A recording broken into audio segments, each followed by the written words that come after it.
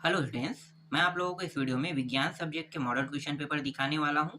और ये model question जो है ये प्रबोध का मॉडल क्वेश्चन पेपर है। ये मार्केट में भी उपलब्ध है, आप चाहो तो मार्केट से भी खरीद सकते हो। प्रबोध के अलावा नवबोध भी है, युगबोध भी है। ठीक है, ये सारे प्रकाशन जो है ये मॉडल क्वेश्चन पेपर जारी करते हैं। और मॉडल क्वेश्चन पेपर जो जारी करते हैं ना, उससे हर साल पासिंग मार्क से थोड़ा सा ज़्यादा का नंबर आप आसानी से इन मॉडल प्रश्न पत्रों को पढ़कर ला सकते हैं। ये हमेशा 4 सेटों में होता है और इन चारों सेटों को जब आप पढ़ोगे तभी आप पासिंग नंबर से थोड़ा सा ज़्यादा लाओगे। और जो मैं अभी आपको बताने वाला हूँ वो सिर्फ एक मॉडल क्वेश्चन पेपर को बताने वाला हूँ, मतलब एक सेट को।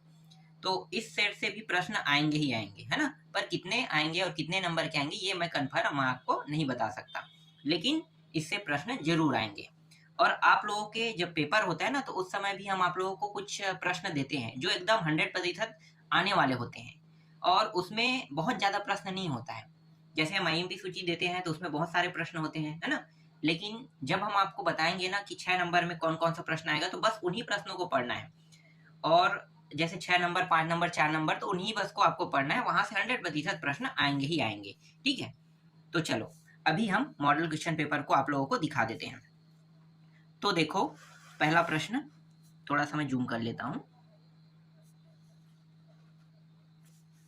पहला प्रश्न क्या है? आधुनिक आवर्त नियम किसने प्रतिपादित किया? उत्तर क्या लेना है? मोसले ने। ठीक है, ये जो ब है ये क्या होगा? इसका उत्तर होगा। समतल कोण को 2q कोण से घुमाने पर परावर्तित किरण कितने कोण से घूम जाती है? कितने कोण से घूम जाती है भाई? तो इसका उत्तर आपको लेना है 4q लेना है। ठीक है, इसके बाद तीसरा प्रश्न है, एथेनॉल में जब 5% जल मिल जाता है तो ऐसे एथेनॉल को कहा जाता है? ऐसे एथेनॉल को क्या कहा जाता है? परिशोधित स्प्रिट कहा जाता है। ठीक है, परिशोधित स्प्रिट। नीचे दी गई कौन सी वस्तु में उष्मा का संचार संवहन द्वारा नहीं होता है? उत्तर क्या लोगे? निर्वात। ठीक है, निर्वात मतलब कहीं पे मतलब इसका कहने का मतलब है जहां हवा ना हो, है ना। निर्वात का मतलब यही होता है। तो ये यही चीज यहाँ पे चौथा प्रश्न में पूछा था। पांचवा देखो, बॉक्साइड अयस्क का सूत्र। बॉक्साइड अयस्क का सूत्र क्या है? Al2O3H2O, एल्यूमिनियम ऑक्साइड, है ना। तो यही क्या है? बॉक्साइड अयस्क का सूत्र है। इसके बाद खंडवा देखते हैं, जो रिक्त स्थान है। खाली स्थान जैविक व अजैविक घटकों का बना होता है। उत्तर क्या लोगे? पारिस्थितिक तंत्र लोगे। यहाँ पे उत्तर होगा पारिस्थितिक तंत्र, जैविक और अजैविक दोनों घटकों से बना होता है। उष्मा का पिरामिड खाली स्थान होता है, तो उष्मा का जो पिरामिड है वो सीधा होता है। यहाँ पे क्या लेना है? सीधा लेना है। मेथेनॉल का रासायनिक सूत्र, मेथेनॉल का रासायनिक सूत्र होता है, देखो यहाँ पे HCHO। ठीक है, ये क्या है? इसका उत्तर है। चालकता का एसआई मात्रक खाली स्थान होता है। चालकता का एसआई मात्रक साइमन प्रति मीटर होता है। अमाशय में स्रावित होने वाला एंजाइम खाली स्थान है, तो उत्तर क्या लेना है? पेप्सिन लेना है। ठीक है, पेप्सिन। इसके बाद उचित संबंध जोड़िए। उचित संबंध जोड़िए में क और ख दो दिया हुआ है ना, तो ये जो डायोप्टर है ये किस में आएगा? डायोप्टर जो है ये लेंस की क्षमता को बढ़ाता है ना। इसके बाद है घरेलू विद्युत परिपथ। घरेलू विद्युत परिपथ जो है वो समांतर क्रम में होता है।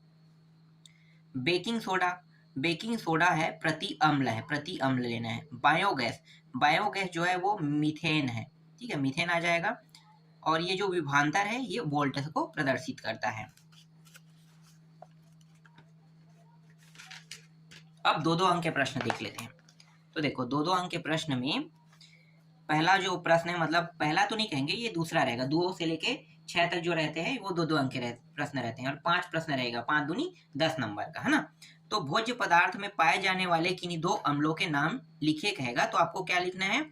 एक तो टार्टरिक अम्ल और सिरका, इमली से टार्टरिक अम्ल, और यहाँ पे सिरका से एसिटिक अम्ल लेना है। ठीक है, तीसरा है, निम्नलिखित यौगिकों में क्रियात्मक समूह पहचान कर लीजिए कह रहा है। ठीक है, तो देखो यहाँ पे ये दोनों दिया हो ना, इसमें क्लोरीन है और यहाँ पे OH जो है एल्कोहल है कह रहा है।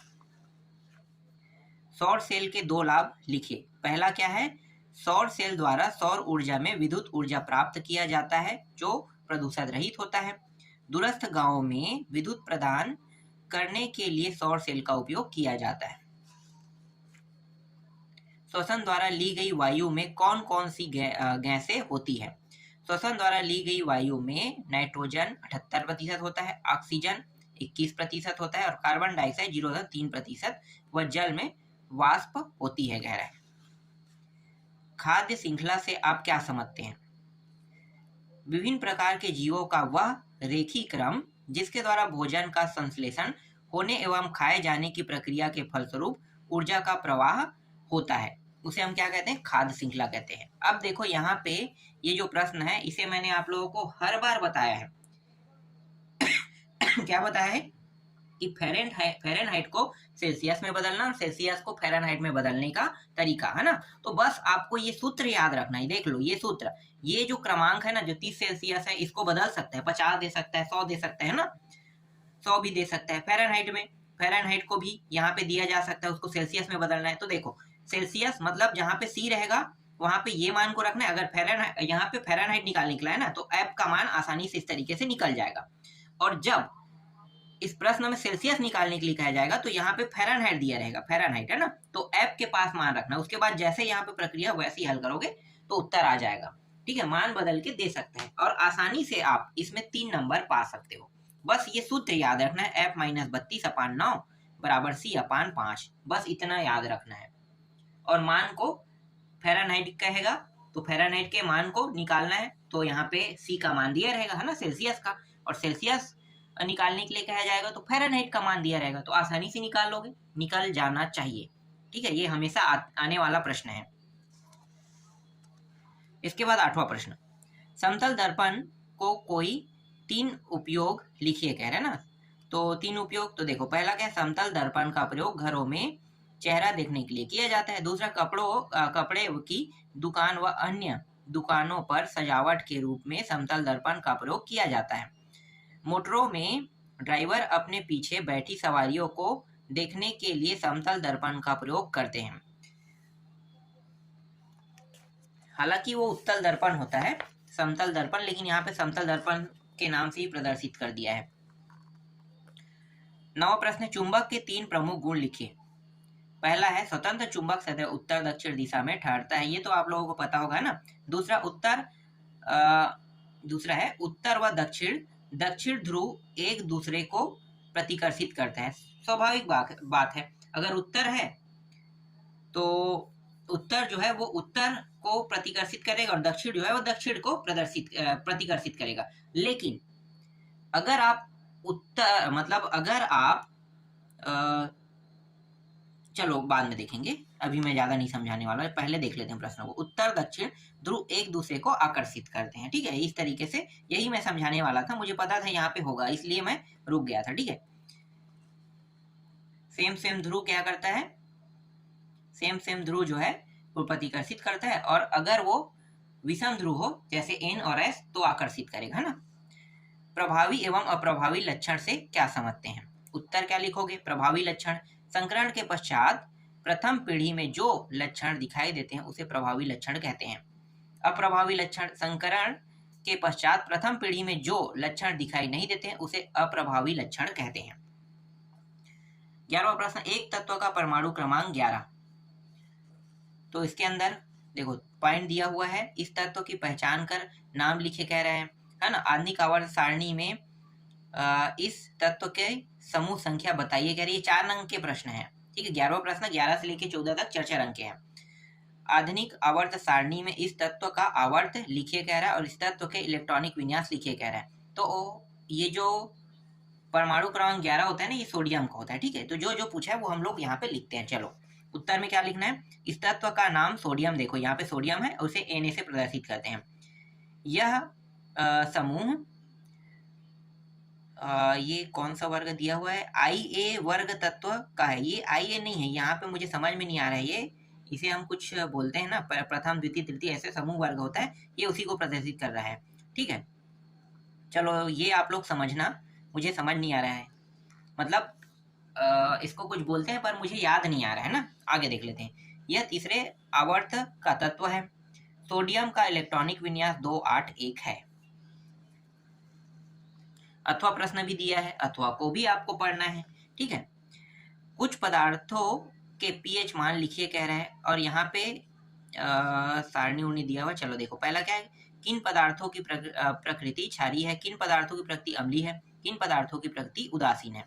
तो यहाँ पे हमें बताना है, जैसे पीएच मान देखो, खाने का सोडा तो पीएच मान 8.2, नींबू का रस 2.2, सिरका का 5.5, सोडियम हाइड्रोक्साइड का 13, विलयन और पानी 7। खाने का सोडा, सोडियम हाइड्रोक्साइड, विलयन, नींबू का रस, सिरका, पानी।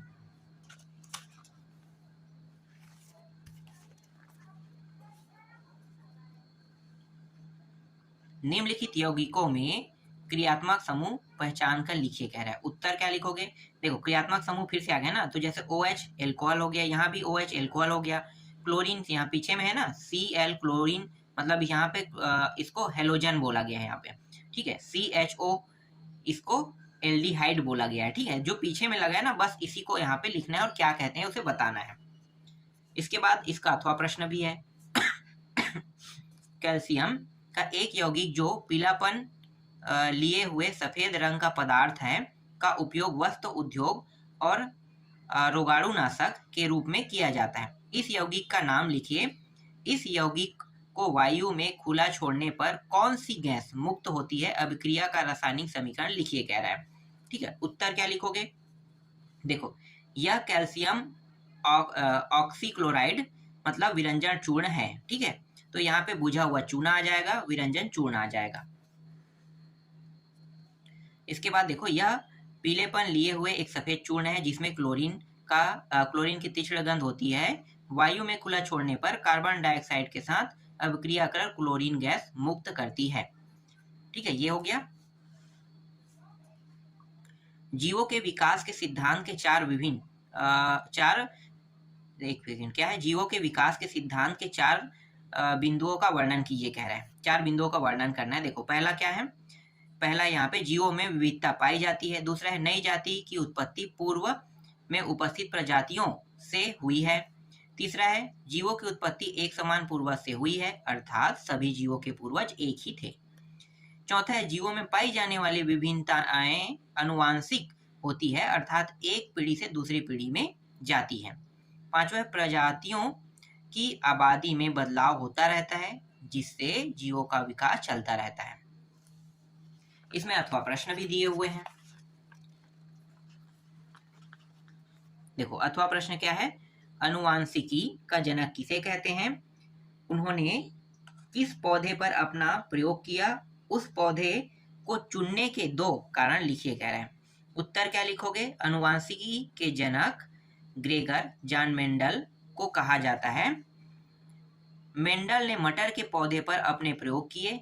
मेंडल ने मटर के पौधे का चुनाव किया क्योंकि मटर के बीज से जल्दी नई पीढ़ी उत्पन्न किया जा सकता है। मटर के पौधे में बहुत से विपरीत लक्षण पाए जाते हैं। इसके बाद अगला प्रश्न है, देखो, रियो की पत्ती के स्टोमेटा का चित्र बनाकर स्टोमेटा के कोई 2 कार्य लिखिए कह रहा है। तो ये स्टोमेटा का चित्र है ना। स्टोमेटा के चित्र में देखो, अंदर वाले हिस्से में ये जो आकृति दिखाई इसे क्या कहा जाता है? स्टोमेटा कहते हैं। इसे खुला भी बोला गया ना, खुला स्टोमेटा है ये। जैसे ये उभरा हुआ है, फिर ये किनारे यहाँ पे देखो कुछ डॉट डॉट यहाँ पे बिंदु दिया है, मतलब यहाँ पे ऐसे कुछ दिया है, इसको रक्षक कोशिका कहते हैं।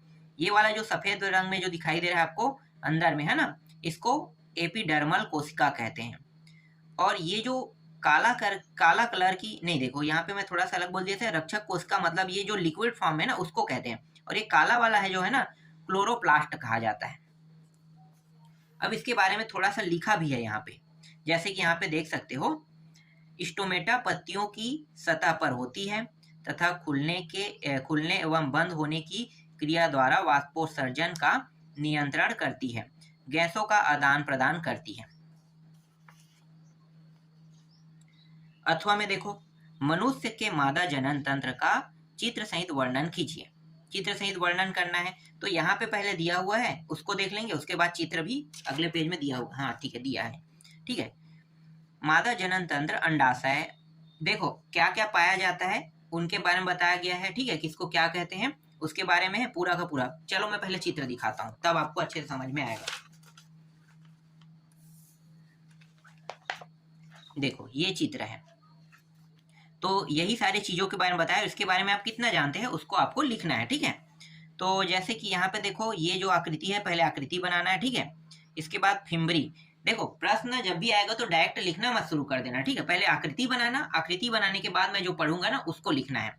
तो फिब्री गर्भाशय, इसको गर्भाशय कहा जाता है, ठीक है। फेलो ये जो यहाँ पे देखो, यहाँ पे ये जो यहाँ पे ये वाला जो है ना फेलोपियन नलिका कहते हैं, और ये जो यहाँ से ये वाला हिस्सा है इसको डिम्ब बोला जाता है, ठीक है। यहाँ पे अंडाशय पाया जाता है, ठीक। और ये वाला जो किनारा वाला हिस्सा है इसको एंडोमेट्रियल कहा जाता है। और ये वाला जो हिस्सा देखो जहाँ से मुड़ा हुआ दिखाई दे रहा है, जैसे यहाँ पे भी मुड़ा हुआ है, यहाँ भी मुड़ा हुआ दिखाई दे रहा है, इसको सर्विक्स बोलते हैं ना। और ये वाला जो हिस्सा है इसे क्या कहते हैं, योनि कहते हैं। अब आपको ये पूरा पॉइंट जो है ना इसको आपको लिखना है, ठीक है। पहले चित्र बनाना उसके बाद लिखना। तो लिखोगे क्या, मादा जनन तंत्र अंडाशय, अंडवाहिनी, योनि, गर्भाशय, ठीक है, और योनि द्वार में होते हैं। अंडाशय एक जोड़े में पाए जाते हैं जो उदर गुहा के निचले भाग में स्थित होता है।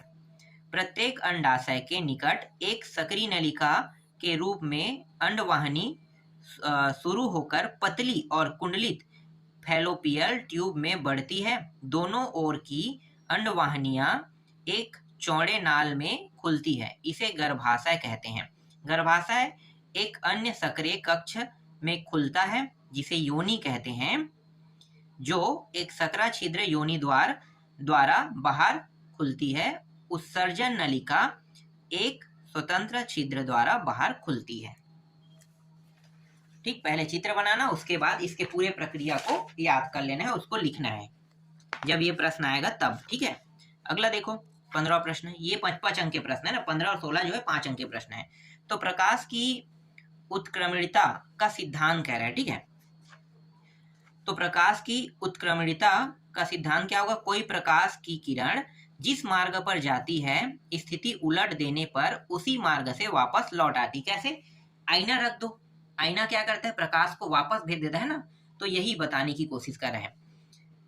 विरल माध्यम से प्रकाश की किरण OA, देखो यहाँ पे एक आकृति भी दिया हुआ है, ये रहा कुछ इस प्रकार से, ठीक है। ये सघन माध्यम है, यहाँ पे विरल माध्यम है, मतलब ये कांच का गुटका है कह रहा है, ठीक है, गुटका, इसको सघन माध्यम। अगर कांच के गुटके से प्रकाश को प्रवाहित करेंगे तो थोड़ा सा स्लो हो जाएगा, इसीलिए इसे सघन माध्यम कहते हैं, ठीक है, स्लो हो जाएगा। अगर आप जितना रुकावट उसके लिए पैदा करोगे ना, मतलब कुछ रखते जाओगे या फिर प्रकाश को जल से आर पार निकालने की कोशिश करोगे, एक कांच के गिलास में पानी भर लो और उसके बाद टॉर्च मारो या लेजर लाइट मारो, तो वो जो है थोड़ा सा मुड़ा हुआ है या फिर थोड़ा सा अलग तरीके से जाएगा ना अंदर में। तो यही चीज ये बताने की कोशिश कर रहा है, ठीक है। तो देखो जब सघन माध्यम में प्रवेश करती है तो अभिलंब की ओर क्या होता है, OB मार्ग पर जाती है, मतलब मुड़कर जाती है ना, मुड़ जाती, जैसे मैंने अभी आपको बताया।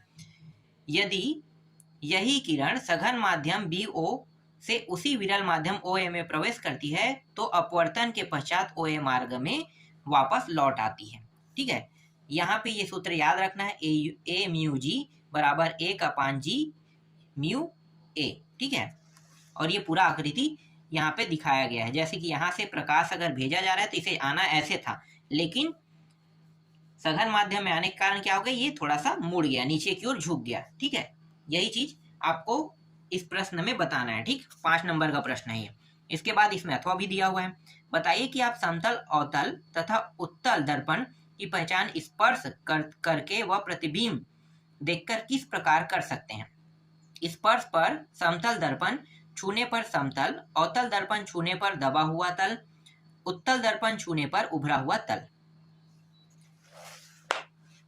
ठीक है। छुओगे तो पता चल जाएगा ना, कैसे पता चलेगा, देखो जब समतल दर्पण रहेगा तो छूने पर आपको पता चलेगा कि एकदम समतल है, ठीक है, बराबर। जैसे कि टाइल्स जो बराबर होता है ना, टाइल्स को छुओगे तो आपको कैसे लगेगा, समतल, तो वही समतल होता है, ठीक है। अवतल कहेगा तो अवतल आपको पता है वो दबा हुआ होता है, ठीक है। और उभरा हुआ होने वाले को क्या कहते हैं, उत्तल कहते हैं। इसी तरीके से प्रतिबिंब समतल का सीधा आभासी व बराबर होता है, ठीक है। प्रतिबिंब अगर यहाँ से बनता है तो वो कैसे होता है, सीधा होता है, आभासी लेकिन बराबर रहेगा।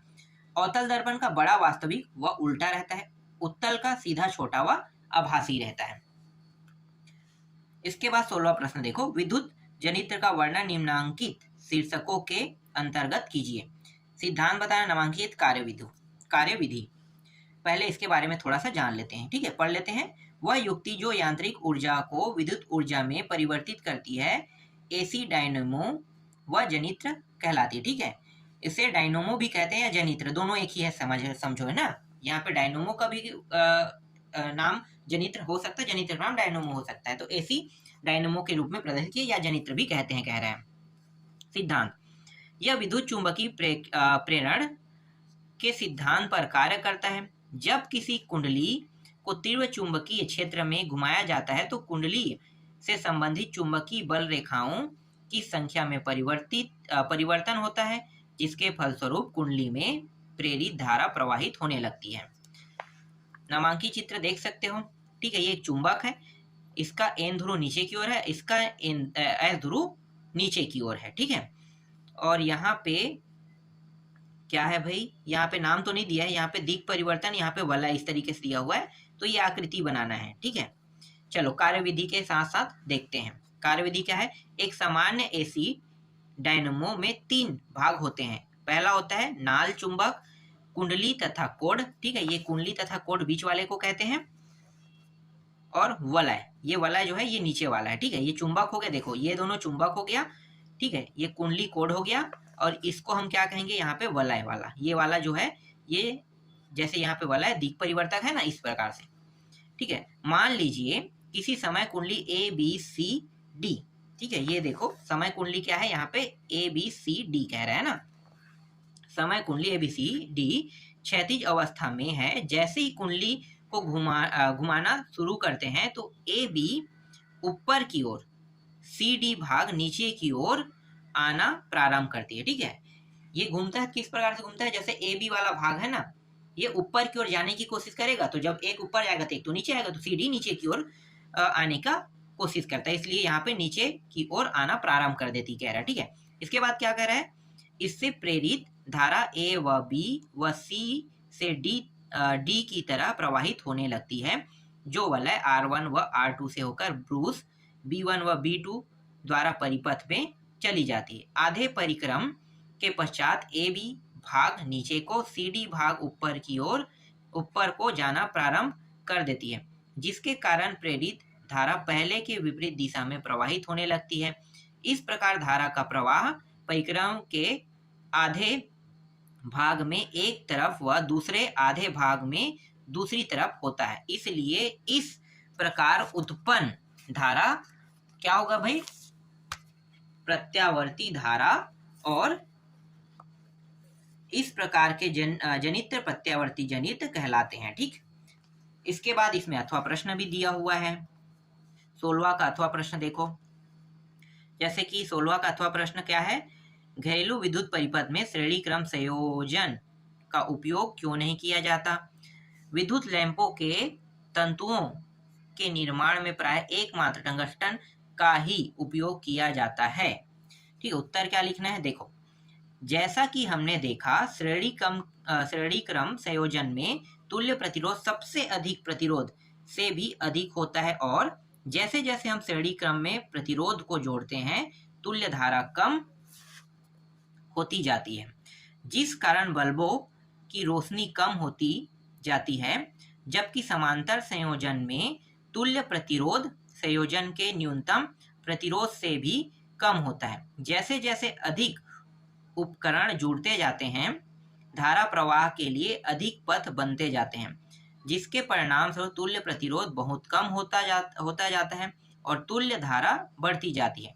इसी कारण हम देख सकते हैं कि समांतर संयोजन में जैसे जैसे हम प्रतिरोध जोड़ते हैं, सूचक बल्ब की रोशनी बढ़ती जाती है। हमारे घरों में सभी उपकरण समांतर संयोजन में जुड़े हुए होते हैं। दूसरा, विद्युत लैंपों के तंतुओं के निर्माण प्राय टंगस्टन से ही करते हैं। इसकी प्रतिरोधकता ताप वृद्धि पर बढ़ जाता है, वह बल्ब जल उठता है। अब 17वां प्रश्न, ये 6 अंक के प्रश्न है ना।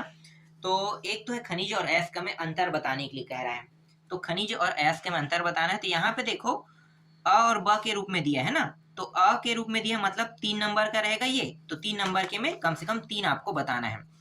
खनिज क्या होता है, ऐसे ही मैं आपको बता देता हूँ एक पॉइंट। देखो, खनिज जो है जमीन के अंदर से निकाला जाता है, तो इसे आप खोद के निकालते हैं उसको हम क्या कहते हैं, खनिज कहते हैं। ठीक है, और जो मटेरियल हमें प्राप्त होता है ना जमीन के अंदर में मटेरियल, ठीक है, खोद के निकालते हैं, खोदने की प्रक्रिया, ठीक है, प्रक्रिया क्या कहलाती है, खनिज। लेकिन जो निकला हुआ मटेरियल होता है उसको हम अयस्क कहेंगे, याद याद रखना, ठीक है। खोद के निकालते हैं उसको हम क्या कहेंगे, खनिज। खनिज का मतलब ये है कि हमारा जो पानी है ना, जो हम बोर लगाते हैं, ठीक है, और बोर से हम जो पानी निकालते हैं वो भी खनिज है। याद रखना, पानी भी क्या है, खनिज है, क्योंकि वो जमीन के अंदर में पाया जाता है। तो खनिज हम उन चीजों को कहते हैं जो जमीन के अंदर में होता है, या आप ऐसे कह सकते हो कि जमीन के अंदर में जो पाया जाता है, ठीक है, वो क्या कहलाता है, खनिज कहलाता है। जैसे कि पानी आप जानते हो, पानी हम पीते हैं, वो खनिज है, ठीक है, खनिज। लेकिन अयस्क क्या होता है, अयस्क हमेशा धातुओं के साथ होता है ना, धातु। जैसे कि एल्युमिनियम जिससे आप प्राप्त करोगे, एल्युमिनियम जिससे प्राप्त करोगे वो क्या कहलाएगा, अयस्क कहलाएगा। तो अयस्क जो है उसके साथ बहुत सारे तत्व जुड़े हुए रहते हैं, जैसे धातु भी है उसमें जुड़े हुए होते हैं, ठीक है। तो अयस्क और धातु, अयस्क और खनिज दोनों अलग अलग है। चलो पढ़ ही लेते हैं ये पूरा प्रक्रिया, अगर आपको अच्छे समझना है। थोड़ा सा मैंने बता दिया ना, लेकिन पढ़ के देखते हैं इसमें क्या कहा है, इसके हिसाब से भी समझ लेते हैं। पृथ्वी में पाए जाने वाली धातुओं एवं उनके यौगिकों को खनिज कहते हैं। सीधी बात, जो मैंने अभी बताया वही चीज है। जिन खनिजों में से धातु कम लागत एवं सरलता से पर्याप्त मात्रा में प्राप्त की जा सकती, उन खनिजों को अयस्क कहते हैं। ठीक है, जैसे कि एल्युमिनियम के बारे में मैं बता रहा था, तो जो 40% से अधिक जिस पदार्थ को हमने खोद के निकाला उससे अगर हम निकाल पाते हैं तो वो अयस्क कहलाएगा। समझ में आ गया। कुछ खनिजों में धातुओं की प्रतिशत मात्रा पर्याप्त जबकि अन्य खनिजों में बहुत कम होती है। सभी अयस्कों में धातु की प्रतिशत मात्रा पर्याप्त होती है। खनिज से धातु को शुद्ध रूप से प्राप्त करना कठिन है। ठीक है, खनिज से धातुओं को शुद्ध रूप से प्राप्त करना कठिन है, जबकि अयस्क से धातुओं को शुद्ध रूप से आसानी से प्राप्त किया जा सकता है। ये धातु से संबंधित खनिज की बात कर रहा है, ठीक है। इसके बाद यहाँ पे मिश्र धातु किसे कहते हैं, दो उदाहरण। मिश्र धातु के पहले परिभाषा देख लेते हैं। ठीक है, मिश्र धातु की परिभाषा क्या है, किसी धातु का अन्य धातु या अधातु के साथ बना गलनीय समागीय मिश्रण क्या कहलाता है, मिश्र धातु। तो मिश्र धातु देखो क्या क्या है, स्टेनलेस स्टील, ठीक है, एल निको। इसका अवयव मतलब जो रासायनिक सूत्र है यहाँ पे देखो कैसे कैसे मतलब मिला है कैसे। ये आयरन है, ठीक है, Cr निकिल, आयरन निकिल, ठीक है, कितना कितना प्रतिशत ये भी यहाँ पे बताया है। अब इससे बनता क्या है तो उपयोग में देख सकते हो, ये सब इनके उपयोग है, जैसे बर्तन, सेविंग ब्लेड, ठीक है, शल्य क्रिया उपकरण बनाने के लिए स्टील का उपयोग किया, शक्तिशाली स्थायी चुंबक बनाने में उपयोग किया जाता है एल्निको का। अब यहाँ पे अथवा प्रश्न है, अथवा में भी देखो धातु और अधातु के भौतिक गुणों की तुलना कीजिए कह रहे हैं। जैसे कि यहाँ पे पारे को छोड़कर सभी धातुएं ठोस अवस्था में पाए जाते हैं। धातुएं अधातुवर्धनीय होता है, तो अधातु ठोस, द्रव, गैस तीनों अवस्था में पाया जाता है। अधातु भंगुर होता है।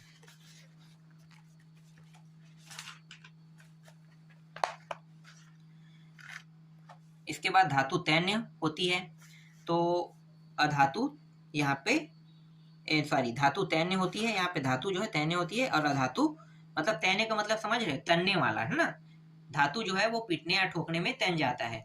जैसे कि आप सोना खरीदने जाते हो तो वो भी धातु है ना, तो सोना को पीट पीट के उसको दूसरे आकार में ढाला जाता है ना। वैसे ही लोहा के साथ भी होता है, जबकि अधातु के साथ ऐसा नहीं होता, इसलिए अधातु तैन्य नहीं होती कह रहे हैं।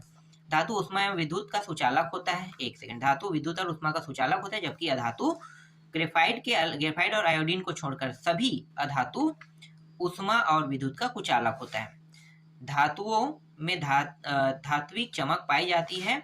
ग्रेफाइट और आयोडीन को छोड़कर प्राय अन्य अधातु में चमक नहीं होती कह रहे हैं। धातुएं कठोर होती है, अपवाद जैसे सोडियम पोटेशियम बस जो है धातु होने के बाद भी ये कठोर नहीं होता है। हीरा को छोड़कर अधातु कठोर नहीं होता है, यहाँ भी अपवाद दिया हुआ है। वह क्या है, ऑक्सीजन के कोई 3 औद्योगिक उपयोग लिखे कह रहे हैं। यह पहला है, यह श्वसन एक मिनट, यह श्वसन तथा दहन के लिए आवश्यक अभिक्रिया से प्राप्त ऊर्जा का उपयोग जैविक तथा दैनिक क्रियाओं में किया जाता है। अगला है द्रव ऑक्सीजन का उपयोग रॉकेट ईंधन के अवयव के रूप में किया जाता है। इसके बाद NH, ये NHO3, H2SO4 तथा O3 आदि के औद्योगिक उत्पादन में। अगला प्रश्न है, देखो पीयूष ग्रंथि को मास्टर ग्रंथि क्यों कहते हैं? ठीक है, इसका उत्तर यहाँ पे छोटा सा दिया हुआ है, इसको देख लेना। और यहाँ पे ब वाला जो टॉपिक, इसी में एक तंत्रिका कोशिका की संरचना बनाइए तथा इसके कार्यों का वर्णन कीजिए। देखो तंत्रिका कोशिका, तो ये इस तरीके से यहाँ पे बना हुआ है। यहाँ पे इसे क्या क्या कहते हैं यहाँ भी लिखा हुआ है। ठीक है, इसमें अथवा प्रश्न भी दिया हो, इसको भी देख लेते हैं। स्वपोषी और विषमपोषी से संबंधित प्रश्न है, उदाहरण सही समझाइए। तो स्वपोषी, ठीक है, और ये विषमपोषी। स्वपोषी का मतलब क्या होता है? जीव जो है अपना भोजन पदार्थ मतलब स्वयं निर्माण करते हैं, इसे हम स्वपोषी कहते हैं। विषमपोषी जो दूसरों पर आश्रित हो जाए, जैसे अमरबेल है ना, तो उदाहरण में आप बोल सकते हो। अमरबेल पौधा भी है और जीव जंतु भी है। ठीक है, जीव जंतु जो है उसके भोजन को खाते हैं, पेड़ पौधों के पत्तों को खा देते हैं ना, तो वो विषमपोषी में आते हैं। इसके बाद देखो ब क्या है, मनुष्य के उत्सर्जन तंत्र का नामांकित चित्र सहित वर्णन कीजिए। तो ये देख सकते हो। ठीक है, यहाँ पे ये वृक्क सिरा है, वृक्क धमनी है। ठीक है, इसे क्या कहते हैं? कर्टिक्स बोलते हैं। ये बाह्य वृक्क है और ये दायां वृक्क है। ये मूत्र नली है और मूत्र वाहिनी। ठीक है, ये वाला पृष्ठ महाधमनी और ये मूत्राशय और मूत्र मार्ग। ठीक है, इससे मनुष्य का उत्सर्जन तंत्र यही है।